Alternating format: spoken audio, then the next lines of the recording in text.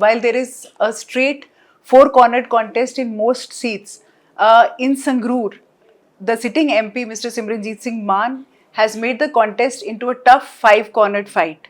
We are in Sangrur today, and with us is Mr. Simranjit Singh Mann. He is the president of the Shiromani Akali Dal, Amritsar, and the candidate of the party from Sangrur. Welcome to ThePrint, sir. Thank you, madam. Sir, 1989, you won your first elections. Yes, madam. It's been almost more than 3 decades. Yes. How has the politics of Punjab changed, and how has the mode of campaigning changed? Punjab hasn't changed much. As you know that the Prime Minister is not welcome in the Punjab of all the states.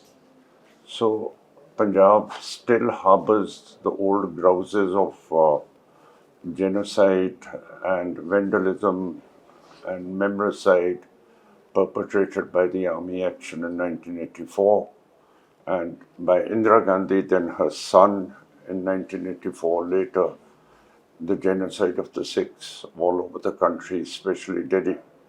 And we also have suspicions that the Kanishka aircraft that took off from Canada was also a part to demean the Sikhs and call them terrorists.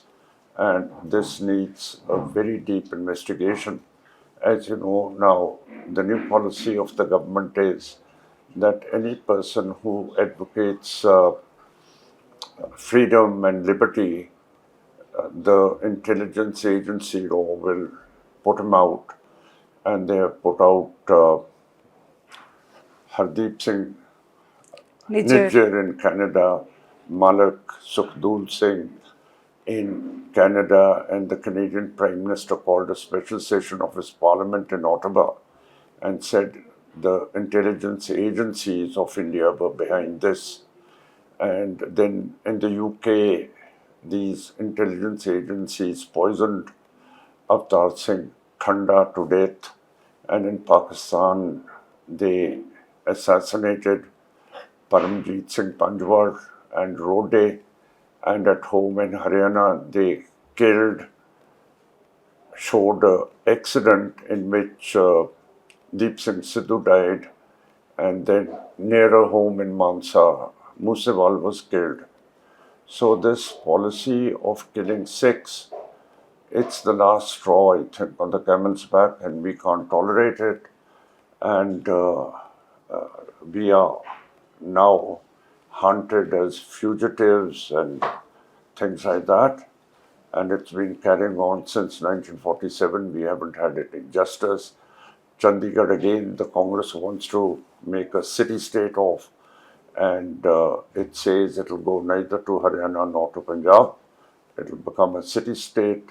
So all these Congress and BJPs and Aam Aadmi parties, they are not trusted in the Punjab. You have had a very steady and long stand on Khalistan as a buffer Sikh nation state between India and Pakistan. And China. And China. They are all nuclear armed states. And you have also been putting your own ideology to electoral tests. You have, after 89, you won in 99. And you have always been contesting elections. You have been fielding candidates. But electorally, your ideology has not got that kind of support when it came to elections. You won last time from the Sangrur seat. You think now there is an electoral backing also to an ideology like that? There is, miss, but you must also understand all the politicians who are against Khalistan, like Captain Amrinder Singh, ostensibly, not within their hearts, Badal and others, when they go abroad, they can just stay in their hotels and they can't come out of their hotels. The Sikh diaspora will not allow them to come out of their hotels or where they stay. So I mean to say, the spread is right through the Sikh population, nationality, and these are the inputs which I'm giving you about these people who go abroad and they're not allowed to come out.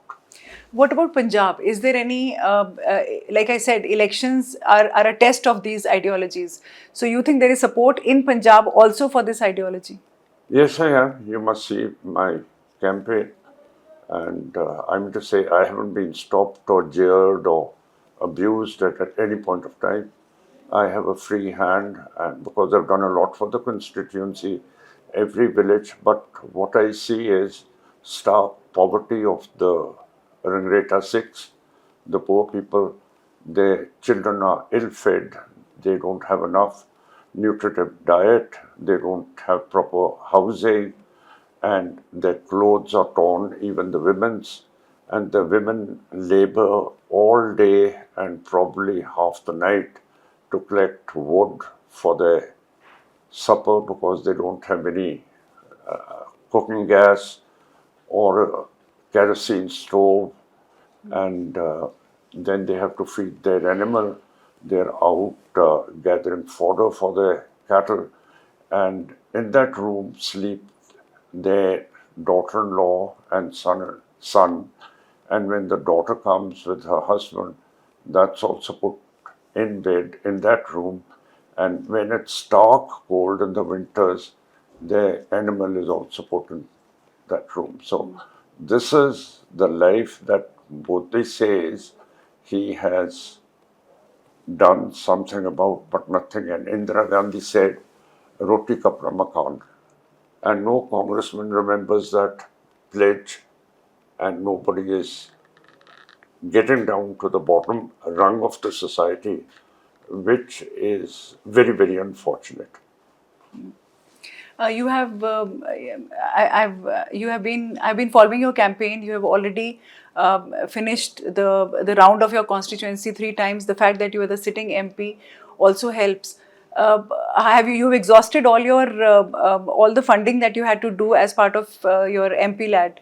Yes, the centre was very kind, though I'm always against it, to give me 2 extra crores. Okay. And I've got 56 crores to build a multi hospital that will cater to all diseases which can't be cured. Multi-speciality. Speciality. And I've got 350 crores by next year. All the wiring over our houses will be changed, and there will be no fluctuation of electricity. They'll all go underground, and no motor will burn out or household utensils will get burnt out. So I think that's a major step in all my 3 districts, Barnala, Malerkotla and Sangrur. You have remained member of the SGPC as well. Yes. The SGPC elections also you have demanded that they Yes. should be held. The latest data that we found was that the number of Sikhs who are registering themselves for voters has sharply gone down from 2011, when it was about 52 lakhs, it has come down to about 28 lakhs. Do you think this is a sign of a decline in the Sikh religion, or what could be the reason? No, because for the last 14 years, the Sikhs have been denied their democratic rights. The people think that there'll never be elections to this house, and it's a lame duck parliament at present, and it'll remain like this because the centre, the Hindutva government, doesn't want a parliament of the Sikhs. It'll be a sort of a parliament within a parliament, which they don't tolerate. It's the new extremism of Hindutva that is coming into politics of the country. What about the outward migration of Sikhs? The SGPC has also been raising it as an issue. Do you think that's something to be worried about in Punjab? It's worrying because the Sikhs are escaping India after 84, and it's an exodus, it's a migration, like all people who are terrorized in their countries and they find homes in America.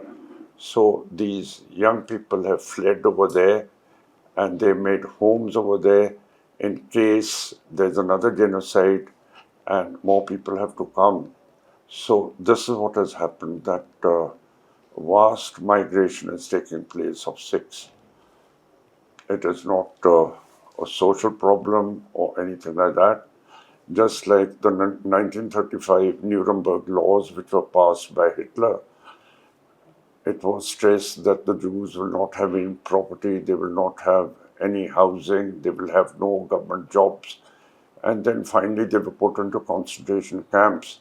So it is like the Nuremberg laws of 1935 that the Sikhs are fleeing. It's a hijrat. You have been always talking about Khalistan, but you think there is a new breed of people who believe in this concept and they believe in this ideology, and they're probably using it to make a lot of money from NRI, especially the diaspora, which is ready to fund any cause like that. No, I don't receive any funds like that. No, not you. But I'm just talking no, about but the others who have come in. Aam Aadmi Party has received a lot of funds, and some people are charging Kejriwal with having a truck with Khalistanis, but our party doesn't receive these funds. Aam Party has, and I'm very surprised that they don't give us, but they give it to the Aam Party. Okay, your the Prime Minister came to Punjab and he campaigned here for 2 days, and he talked about the contribution he has made to the Sikh community, the Kartarpur Sahib corridor, the Veer Bal Divas, and he also said that if he had been the Prime Minister in 1971 following the Bangladesh war, then he would have exchanged the 90,000 prisoners of war for Kartarpur Sahib, and it would have been a part of India. Madam, that's a lot of hubris, and throwing chunks of meat at a high table for your pet dog sitting beneath the table. We don't like the sort of charities from a prime minister who's going to give us this. These are all, we are a sovereign race, a sovereign nationality. We don't like these crumbs being thrown at us by the Prime Minister. We like to do them ourselves. We want a passage open to Pakistan where we can move freely. Trade should start. Pakistan doesn't have wheat. We have hundreds and millions of tons of wheat. Why can't we export those? And why can't Pakistan export cement, which is so cheaper when it comes here? So we want, and it will help the industry also. There'll be more manufacture of automobiles, trucks, and our boys, they'll get into the trucking businesses, and we want the borders to be opened. But since we have no sovereign authority to do so, and even in the cabinet, union cabinet, we have no minister with whom we can talk about our problems. So the Sikhs are out in the cold at the moment. Every 30 years, it is believed that Punjab goes through a churning, and generally of or something which brings about a change, but it is always associated with some kind of negativity or pain. So you think after the mid 1990s, when militancy ended in Punjab, so that time has come again, and you're expecting a change? Madam, don't you think with the coming of Modi in 2014, what you are alleging about the Sikhs, that is true of the Hindus also? No, I'm just... They've done the same thing. They want a Hindu Rashtra. They're going to change the name of India into Bharat and making other proposals. And the names that they've given to new things that they want us to do, we can't understand that Hindi. And then abusing the constitution, which says that this is a secular state, and the BJP and Modi is talking about the Ram Mandir.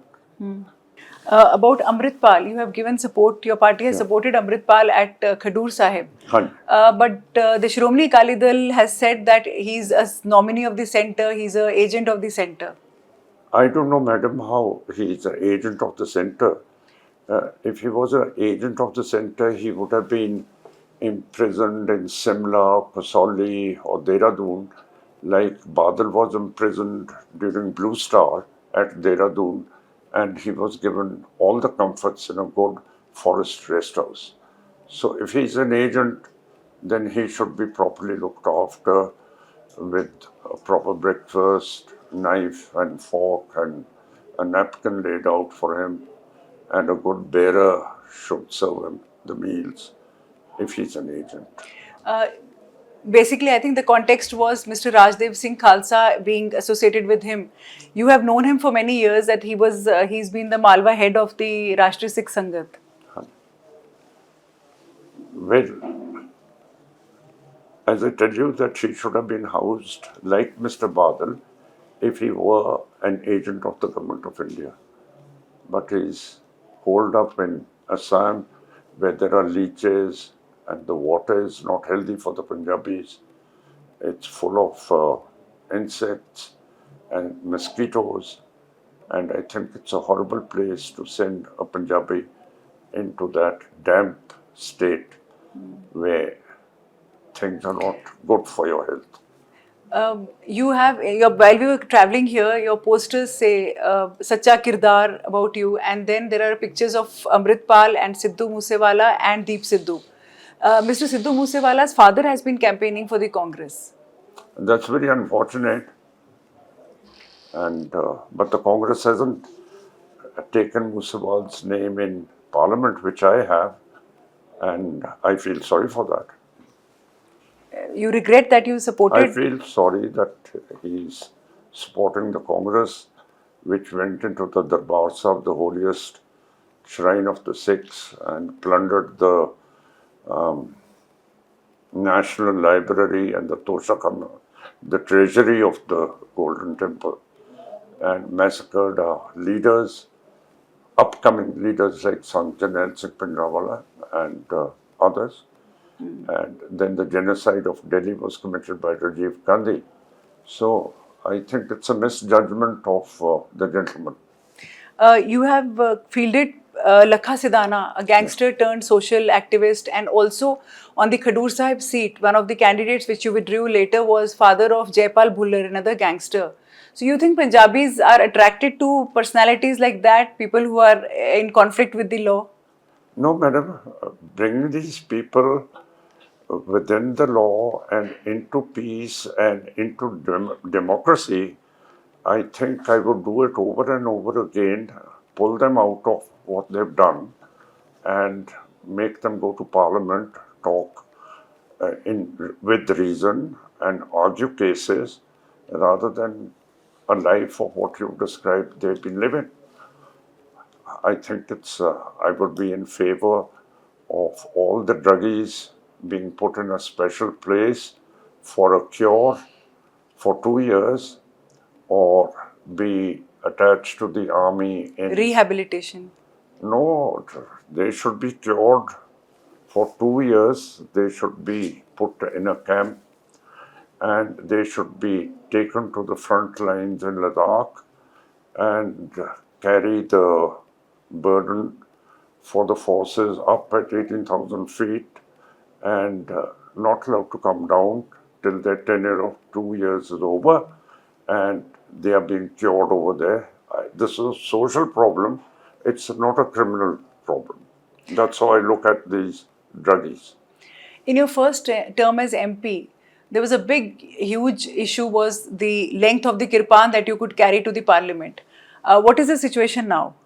Madam, they didn't allow me to carry the kirpan because the kirpan, as you know, is a symbol of sovereignty. And if they had allowed me to take my kirpan into parliament, that would have meant that there are two sovereignties in one parliament, and the Hindu would not allow that.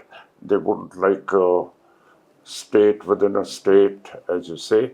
So they kept me away for that very reason, though Article 25 of the Constitution says that a Sikh can wear his kirpan and carry his kirpan. They violated the Constitution, not I, but they thought that it would be a state within a state if man went into parliament with his kirpan. My last two questions. You have given us an opportunity to talk to you, and I cannot help asking you this question. Your grandfather, Arur Singh Ji, You've already dusted that controversy about his having given a siropa to General Dyer after the Jallianwala Bagh episode. I want to know, recently, Bhagwant Mann said that the great-grandfather of Mr. Bikram Singh Majithia gave a dinner to General Dyer, and he says, if it is untrue, then I will leave politics. So, since your grandfather was a contemporary of these people, what exactly happened?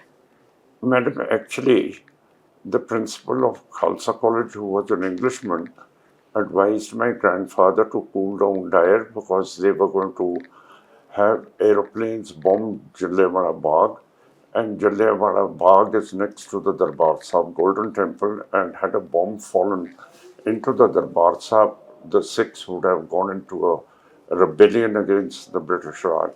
So to cool Dyer, he did that. And dinner by the Majithias Sundar Singh Majithia. to these people, well, the Sikhs, with intelligence, they wanted to be with the British because they knew in a new democratic world they didn't have a majority to have a state. So they preferred that if the British were ruling us, then the Hindu, the Muslim, and the Sikh, they would be slaves of the British, and in that slavery there would be equality. And now, since the Muslim world has got Pakistan and the Hindus got India, the Sikhs are slaves of the Muslims in Pakistan and slaves of the Hindus in India. Last question. You have been witness to some of the most important and important events in Punjab's history. Your daughter, I know, has already written a book on your years in jail. Are you thinking of writing an autobiography or something which will put things in perspective, your perspective? Lots of people have suggested this, but for that I need a guide. And I'm finding a guide who can tell me how to write a biography. Okay. So thank you so much and all the Not a- best. thank Thank you you, very sir. Thank you.